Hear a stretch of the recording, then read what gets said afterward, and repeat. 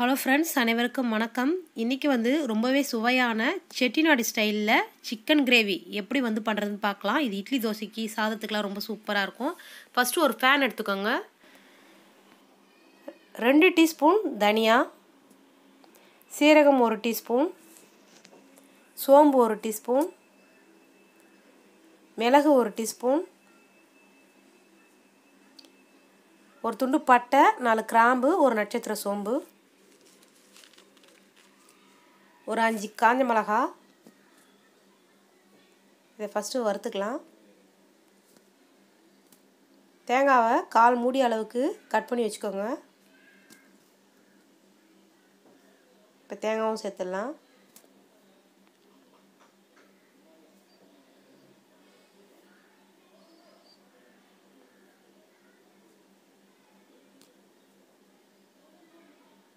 இப்போ நல்லா வறுபட்டுடுச்சு. இப்போ ஒரு மிக்ஸி ஜாரில் மாற்றி கொஞ்சமாக தண்ணி ஊற்றி நல்லா மையாக அரைச்சிக்கோங்க.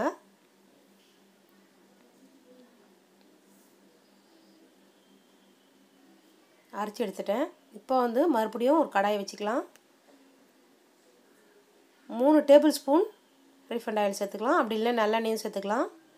ஏலக்காய் தூள் ஒரு 2 ஏலக்காவை தட்டி வச்சுருக்கேன், அதை சேர்த்தாச்சு. ஒரு பிரிஞ்சி இலை, ஒரு 2 காஞ்ச மிளகாய் கிள்ளி போட்டுக்கோங்க. 2 வெங்காயத்தை நீல வாக்கில் கட் பண்ணி வச்சுருக்கேன், அதையும் சேர்த்துக்கலாம். வெங்காயம் நல்லா ப்ரௌன் ஆகிற வரைக்கும் நல்லா வதக்கிக்கணும். கருவேப்பிலை ஒரு 2 கொத்து சேர்த்துக்கலாம்.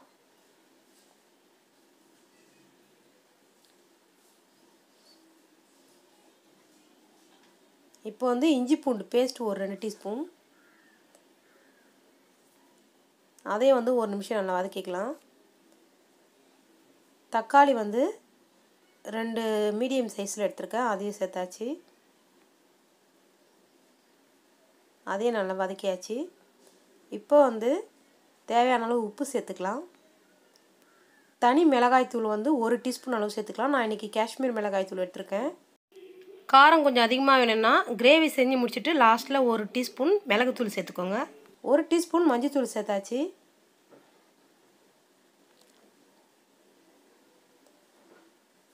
நல்லா வதக்கி விட்டாச்சு. இப்போது சிக்கன் நான் 3/4 கிலோ அளவு எடுத்திருக்கேன், க்ளீன் பண்ணி வச்சுருக்கேன், அதையும் சேர்த்துக்கலாம்.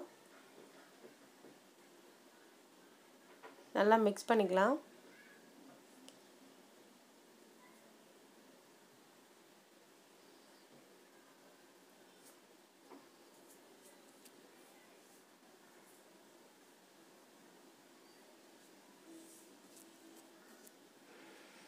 அரைச்ச விழுதை சேர்த்துக்கலாம்.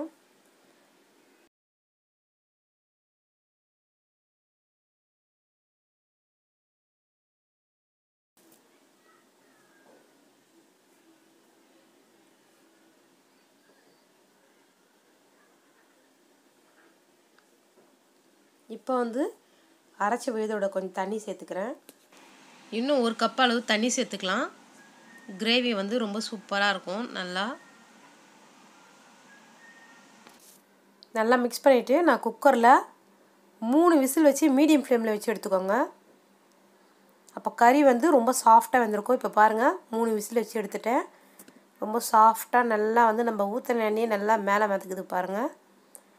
இந்த ஸ்டேஜில் பார்த்திங்கன்னா கொத்தமல்லி சேர்த்துக்கலாம்.